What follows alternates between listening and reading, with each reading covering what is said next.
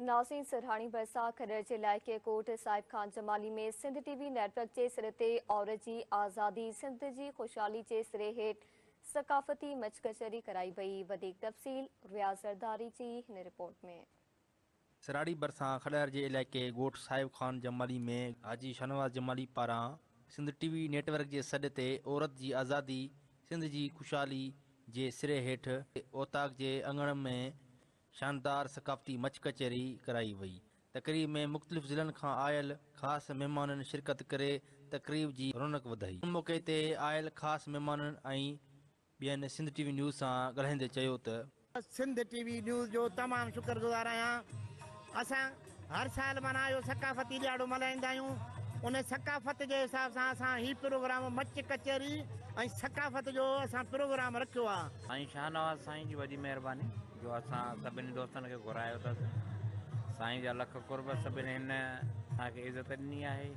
सभिनी दोस्तनि खे गॾु विहारियो अथसि ऐं सिंध जी सक़ाफ़त खे बरक़रार रखियो अथसि। तमामु घणी महिरबानी जमाली बिरादरी जो जंहिं असांखे हिन मोहबत वारी महफ़िल में घुरायो ऐं इहा इन हवाले सां मां इहो चवणु चाहींदुमि इहा तमामु हिकिड़ी सुठी शइ आहे त असांजी सक़ाफ़त खे उजागर कयो थो वञे ऐं असांजी सक़ाफ़त खे ज़िंदा कयो थो वञे। राजा शाहनवाज़ जी ख़ुसूसी दावत ते भाउ आबिद जमाली दावत ते तमामु माशाल्लाह दोस्तनि सां वई सुठी हिकिड़ी गैदरिंग थी, सुठी कचहरी थी। भाउ वारनि जा लख कुर्ब महिरबानियूं। पंहिंजे ओताक ते मच कचहरी रखी आहे, नंढड़ी हिकिड़ी दोस्तनि लाइ मच कचहरी रखी आहे। इहा मच कचहरी असां हर साल रखंदा पिया अचूं ऐं जेका इहा मच कचहरी आहे सिंध सक़ाफ़त जे हवाले सां असां हमेशह रखंदा पिया अचूं। असां अॼु कचहरी हिते रखी आहे पंहिंजे ॻोठ में ऐं ख़ासि तौर तो आहियां सिंध टीवी वारनि जो जंहिं 7 डिसंबर सक़ाफ़ती ॾियारो रखायो आहे। माण्हू सभु न सुहिणा पखी सभु न हंज कंहिं कंहिं माण्हू मंझि अचे बू बहार जी।